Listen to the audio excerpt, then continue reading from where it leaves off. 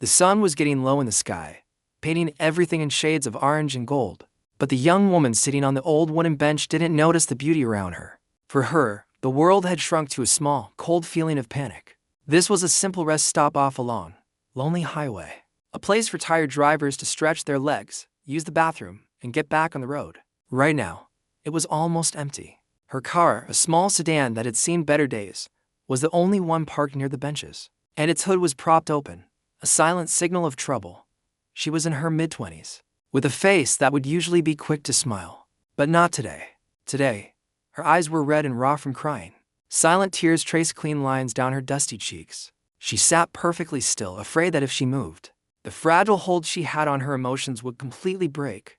Clutched tightly in her arms, hugged against her chest like a shield, was a duffel bag. It wasn't fancy. It was made of a faded floral fabric, the kind you might find in an old relative's attic. The zipper was a little tarnished, and one of the straps was fraying at the edge. But she held onto it as if it were the most precious thing in the world. To her, it was. Her mind was racing, going over everything that had gone wrong.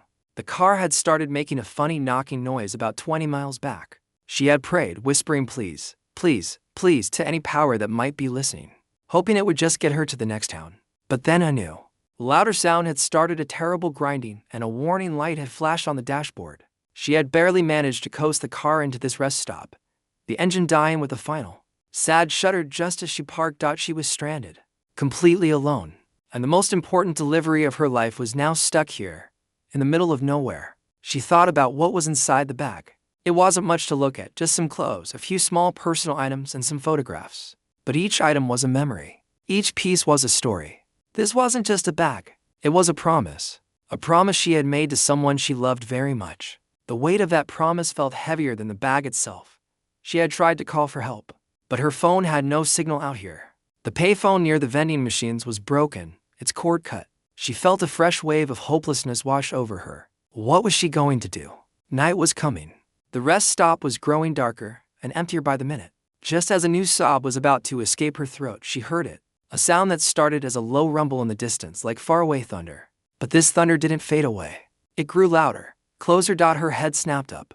Her eyes, wide with a new kind of fear, scanned the highway. Then she saw them, a line of motorcycles, 5 of them, turning off the highway and into the rest stop. They weren't sleek, modern bikes. They were big, heavy machines, all chrome and black paint, and they sounded like they were tearing the quiet evening to pieces. The bikes rolled into the parking lot, their engines rumbling so deep she could feel it in her bones. The men riding them were just as intimidating. They were big, with leather vests covered in patches and symbols she didn't understand. Their faces were mostly hidden by beards and sunglasses. They moved with a kind of rough confidence that made her want to disappear into the bench. This was her worst nightmare. She was a young woman, alone, with a broken-down car, and a group of men who looked like they had stepped out of a scary movie had just pulled in. Every story she had ever heard, every warning from her family, flashed through her mind. Her grip on the duffel bag tightened until her knuckles turned white. She tried to make herself small to not draw any attention. The bikers got off their motorcycles, their heavy boots crunching on the gravel. They stretched and talked to each other in low, gruff voices, their laughter sharp and loud. They started walking toward the restroom building, a pack moving together. As they passed her bench, she held her breath. She stared straight ahead at her broken car, praying they would just ignore her. But she could feel their eyes on her. She could feel them taking in the scene, the crying girl, the dead car, the bag she was clinging to so desperately. One of the men, the biggest one who seemed to be the leader, slowed his walk. He glanced at the open hood of her car. Then his eyes, hidden behind his sunglasses, landed directly on her. He didn't say anything. He just looked for a moment that felt like an hour, before following his friends into the building. She let out a shaky breath she didn't realize she'd been holding. But the relief was short-lived. They were still here. They would have to come back out. What would they do then? Would they offer help? Or would they cause trouble? She thought about the bag again. What if they wanted it? What if they tried to take it? The idea sent a jolt of pure terror through her. They could have her wallet, her phone, her car keys. They could have anything they wanted. But not this bag. Never this bag. That was the thought that solidified in her mind. No matter what happened, she could not let go of this bag. It was more important than her safety. It was a sacred duty. She sat there, frozen in fear, as the rumble of a flushing toilet echoed from the building. They would be out soon. The sun had almost set now, and the world was getting darker.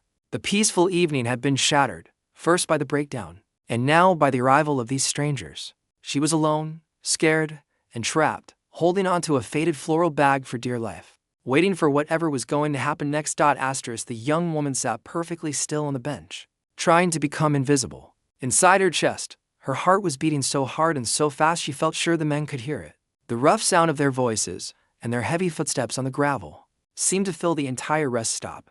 She kept her eyes locked on the ground, watching a single ant struggle with a crumb much larger than itself. She felt just like that ant, small, overwhelmed, and carrying a burden that felt too heavy. She prayed with every fiber of her being that the men would just get on their motorcycles and leave. She could handle being alone. She could handle the broken car. But she didn't know if she could handle a confrontation with them. Inside the restroom, the bikers were washing their hands and splashing water on their faces. The leader of the group, a mountain of a man his friends called Jax, was feeling tired. It had been a long, hot day on the road. All he wanted was to get to the next town, get some hot food, and rest. He ran a hand over his face, the rough leather of his fingerless gloves scratching against his stubble. He was not in a good mood. As they filed back out into the cooling evening air, the other men started heading straight for their bikes. But Jax paused. His eyes, used to noticing details, went back to the scene he had seen on the way in. The young woman hadn't moved. She was still sitting in the exact same position, still clutching that bag, her shoulders hunched forward. The hood of her car was still open. He let out a low sigh. It was a sound of annoyance, not concern. The last thing he wanted was to get involved in some stranger's drama. He had his own problems, but something about the picture she made so alone and so terrified nagged at him.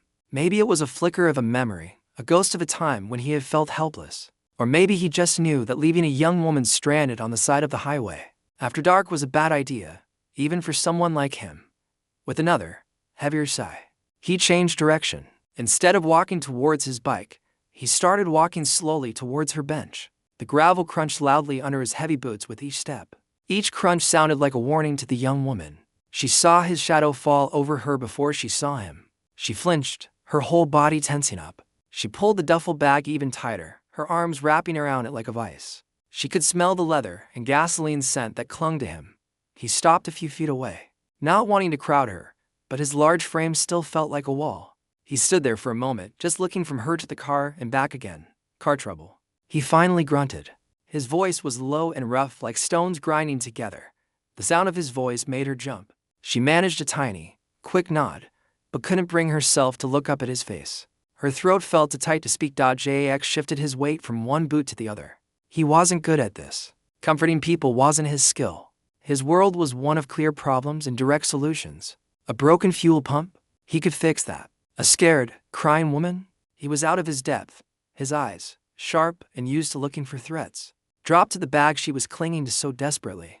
In his world, when someone protected something that fiercely, it was usually for one of two reasons. It was very valuable, or it was something they weren't supposed to have. He figured she was just a scared kid, maybe running from something, and the bag was full of whatever she had taken. This thought shifted his feeling from a flicker of concern to a low simmer of suspicion. He didn't have time for this. "Let me see the bag," he said, his tone leaving no room for argument. It wasn't a request. It was an order. He held out a large, leather-clad hand, his fingers beckoning impatiently. Those words sent a lightning bolt of pure fear through the young woman. Her head snapped up, and for the first time he saw her face clearly. Her eyes were wide, pools of pure terror. "No." The word burst out of her, louder and sharper than she intended. "Please, no. You can't have it." Her reaction surprised him. It was more than just fear. It was a kind of wild, desperate defiance. This wasn't a scared kid. This was someone protecting something with their whole soul. But his mind, hardened by years of a tough life, misinterpreted her defiance. He saw it as confirmation of his suspicion. She was hiding something, and he was going to find out what. His patience, which was never very long, snapped. The long day, the tiredness, and now this girl challenging him, it was the last straw. His expression darkened. The lines on his face seemed to deepen. "Give me the damn bag," he roared. The sound was like a physical force, echoing across the quiet parking lot. It was so loud and so angry that it made the young woman gasp. It also got the attention of his friends, who had been waiting by the bikes. They stopped talking and turned to watch, their postures becoming alert and tense. They were ready to back up their friend if this turned into a real problem. Tears started streaming down the woman's face again, but she shook her head, pressing her lips together in a tight line. She turned her body, trying to shield the bag with her own. That was it for Jax. He took a final, long step forward and reached for the bag. He wasn't trying to hurt her. He was just so used to getting his way through sheer force of will. His big hand closed over one of the freight straps. What happened next was a blur of movement and panic. She cried out, "No, stop. Please," and held on with a strength she didn't know she had. He pulled. She pulled back. For a few seconds, they were locked in a terrible, awkward struggle over the faded floral bag. She was sobbing. He was grunting with frustration. Then, there was a loud, ripping sound. The old zipper, strained far beyond its limit, tore apart. The fabric at the seam gave way. The duffel bag was wrenched from her grasp, and as it fell towards the ground, its contents spilled out onto the dusty, oil-stained asphalt. The struggle stopped instantly. Jax stood there, breathing heavily, his hands still holding the torn strap. He was ready to yell at her, ready to tell her she was a fool for fighting over something so stupid, ready to lecture her about the dangers of defying a man like him.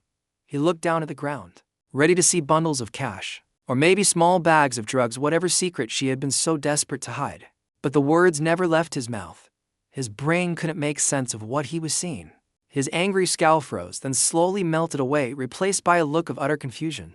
His eyes widened behind his sunglasses. His jaw went slack. He saw what had fallen out of the bag, and a moment later, a sound came from him that none of his friends had ever heard before. It wasn't a shout of anger. It wasn't a curse. It was a raw, horrified, and gut-wrenching scream. A scream of sudden, shocking recognition and a pain so deep it seemed to come from the very center of his soul. The sound that tore from the big man's throat was not human. It was a raw, animal cry of pain. A sound that seemed to rip through the quiet evening air and shock everyone who heard it. The other bikers, who had been leaning casually against their motorcycles, immediately stood up straight. Their relaxed postures vanished, replaced by a tense readiness. This wasn't part of any normal scene. Their leader didn't scream like that. The young woman flinched back at the sound, her own sobs catching in her throat. She stared at the man, confused and terrified by his reaction. She had expected anger, maybe more shouting. But this was something else entirely. For a long moment, the big biker just stood there, frozen, his eyes locked on the items scattered on the ground. His hand, which still held the torn strap of the duffel bag, began to shake. The shaking traveled up his arm until his whole massive frame seemed to tremble, slowly, as if moving through thick mud. He sank to his knees. The gravel crunched under his weight. He let go of the strap, and the remains of the bag fell to the ground. He reached out a trembling, leather-clad hand, but he didn't touch anything.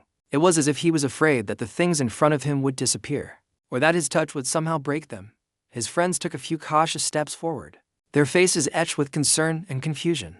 They looked from their friend, who was now on his knees looking utterly broken, to the items on the ground. What could possibly have this effect on a man so tough? From where they stood, they couldn't see the details. They just saw a few small, folded items of clothing and what looked like a couple of picture frames. It made no sense. The young woman, her heart still hammering against her ribs, watched the scene unfold. Her fear began to slowly mix with the dawning, terrible understanding. His reaction was not about her. It was about what was in the bag. The big man's focus was fixed on one particular photograph that had landed face up. His sunglasses had slipped down his nose, and she could see his eyes. They were filled with a grief so profound it was painful to look at. He reached out and with a surprising gentleness, picked up the framed picture. His thick, callous fingers, which moments before had been rough and demanding, now traced the edge of the glass with a feather-light touch. He was staring at an image of two young men, their arms slung around each other's shoulders, grinning widely at the camera. They were standing in front of an old, shiny motorcycle. One of the men was him, much younger, his face clean-shaven and full of life, without the hard lines and the weight of years. The other young man with bright eyes and a familiar smile was his little brother, a memory, sharp and clear, sliced through his mind. A hot summer day, the smell of oil and gasoline, his brother's laughter as he finally managed to start the old bike they had rebuilt together. He remembered clapping his brother on the back, feeling so proud. They had been so close, like two parts of the same person, but that was a long time ago. Years of stupid arguments, of pride getting in the way, of harsh words that could never be taken back, had driven a wedge between them. They hadn't spoken in over 5 years. The last thing he had said to his brother was in anger. He had told him to never come back. And now, here his brother was, smiling up at him from a photograph, lying on the dirty ground of a rest stop. His eyes, blurry with tears he wouldn't let fall, moved from the photograph to the other items. He saw the tiny, neatly folded baby clothes, a little blue sweater, a pair of socks so small they could fit in the palm of his hand. He saw a small, well-loved teddy bear, one of its button eyes loose, then his gaze fell on the other, larger item that had spilled out. It was a flag. It was folded into a tight, precise triangle the way only the military does it.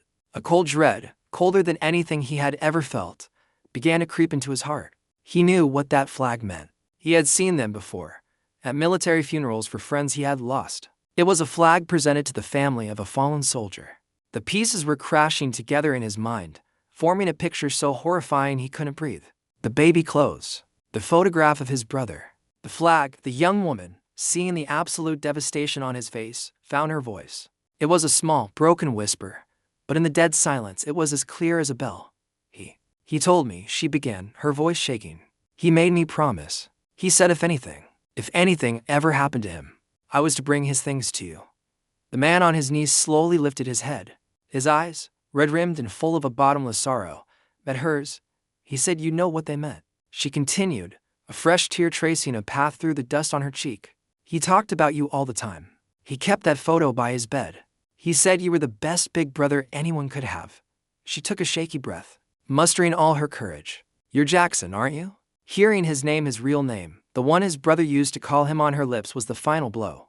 The tough biker facade, the wall he had built around himself for years, shattered into a million pieces. A single, hot tear escaped, rolling down his leathery cheek and disappearing into his beard. He bowed his head, his shoulders slumping under an invisible, unbearable weight. The world around them had ceased to exist. The other bikers stood in a silent, respectful circle, understanding now that this was a private, profound grief. The rumble of a distant truck on the highway was the only sound out in that moment. He wasn't Jax, the feared leader of a motorcycle club. He was just a big brother, kneeling on the ground, finally learning the terrible fate of the little boy he had once taught to ride a bike, and realizing, with the agony that would haunt him forever, that it was far, far too late to say he was sorry. Asterisk for a long time. The only sound was the ragged breathing of the man on his knees. The world seemed to have stopped turning. The other bikers didn't move. They just watched their friend, their faces showing a mix of shock and a deep, quiet respect. They were tough men, but they understood loss. The young woman waited, her own heart aching with the pain that was now for him, as much as for herself. She watched as the big man, Jackson, reached out again. This time, his hand didn't tremble. It was steady, but incredibly gentle. He picked up the small, worn teddy bear. He held it as if it were made of glass, his thumb gently rubbing over the loose button eye. He then looked back at the young woman, his eyes begging for an answer he was terrified to hear. How, he whispered. The single word was filled with so much pain it was almost a physical thing in the air between them. The young woman took a deep, shaky breath. This was the story she had been carrying alone for weeks. The story she was supposed to deliver to him. It happened overseas, she began, her voice soft but clear. There was an incident. His unit was on a patrol. She didn't go into the horrible details. She didn't describe the explosion or the chaos. That wasn't what mattered now. What mattered was the man he was.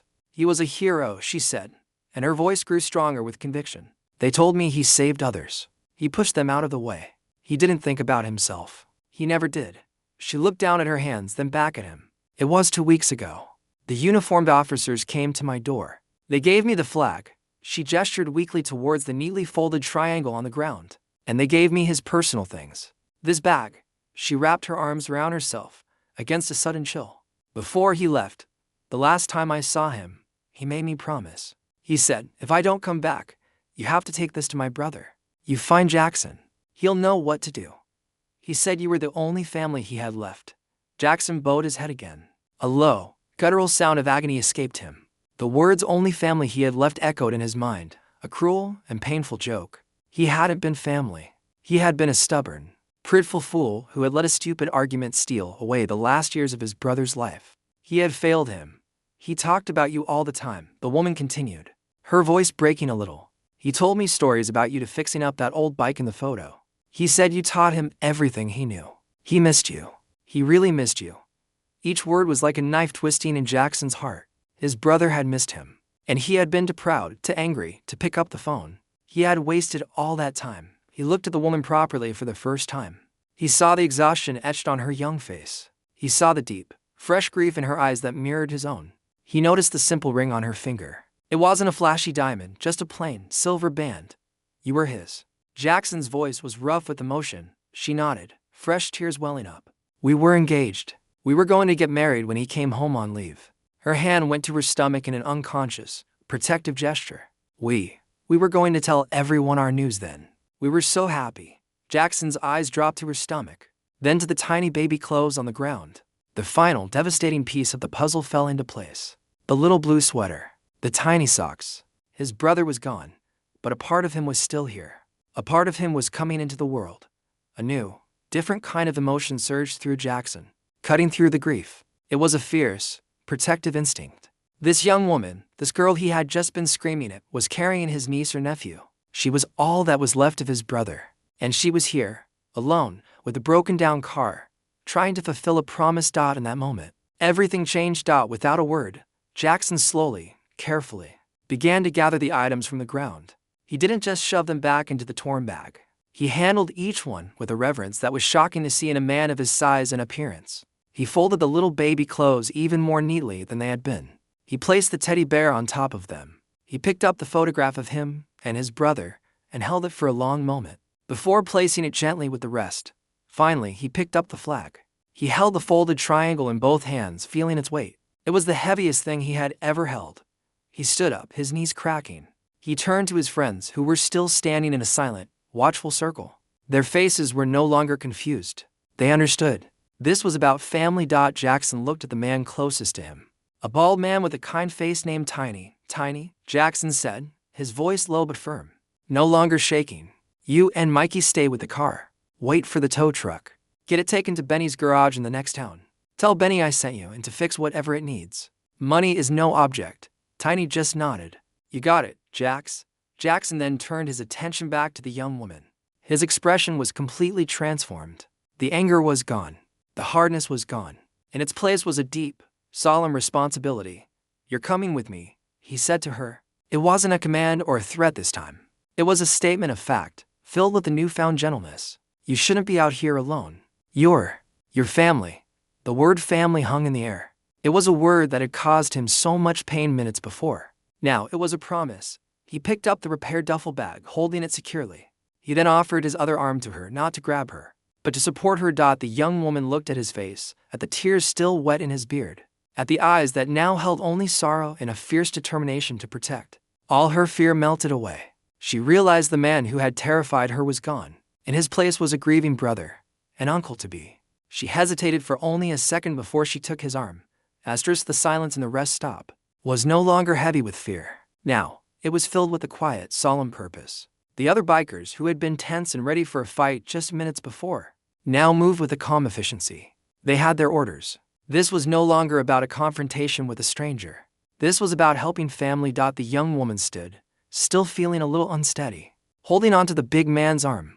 His strength, which had seemed so threatening before, now felt like the only solid thing in her spinning world. She watched as two of the bikers, the one called Tiny and his friend, walked over to her broken-down car. They gently closed the hood and started looking at the tires, preparing it for the tow truck. Jackson led her slowly towards his motorcycle. It was a massive, powerful machine, all gleaming chrome and black paint. He stopped beside it and turned to her. His voice was low and surprisingly gentle. You ever been on one of these before? He asked. She shook her head, a new flicker of nervousness in her eyes. It's okay, he said. It's just like a loud bicycle. You hold onto me. You don't have to be scared. He reached into a leather pouch on the side of the bike and pulled out a spare helmet. It was a simple, black helmet. He checked it carefully before handing it to her. Safety first, he mumbled, and for a fleeting second, she thought she saw the ghost of a smile on his face. She put the helmet on, the world becoming quiet around her. He climbed onto the bike first, the heavy machine sinking under his weight. He started the engine, and the familiar rumble filled the air. But this time, it didn't sound menacing. It sounded powerful, like the beating of a great heart. He reached a hand back to help her climb on behind him. Just hold on around my waist, he instructed. She wrapped her arms around him, holding on tightly. He was solid as a rock. She could feel the leather of his vest and the strength in his body. She closed her eyes for a moment, feeling the vibration of the engine through her whole body. It was strange, but it felt safe. He looked over his shoulder at the other bikers. They had all mounted their own bikes. With a series of roars, the engines of the other four motorcycles came to life. Jackson gave a single, sharp nod to his friends. Then, they moved. They didn't speed off wildly. They formed a tight, protective formation around Jackson's bike. One bike took the lead to rode side by side behind him, and one took the rear position. They were a moving fortress on wheels, with the young woman and Jackson safe in the center. As they pulled out of the rest stop and onto the dark highway, the wind whipped past them. The young woman held on tighter, pressing her face against the rough leather of Jackson's back. The world became a blur of darkness and the occasional flash of passing headlights. The sound of the engines was a constant, roaring hum in her ears, but her mind was quiet. For the first time in weeks, she wasn't alone with her grief. The weight of the promise, the terrible burden of her journey was no longer just hers to carry. She had found him. She had told him. And in his shocking, painful reaction, she had seen a love that was as deep as her own.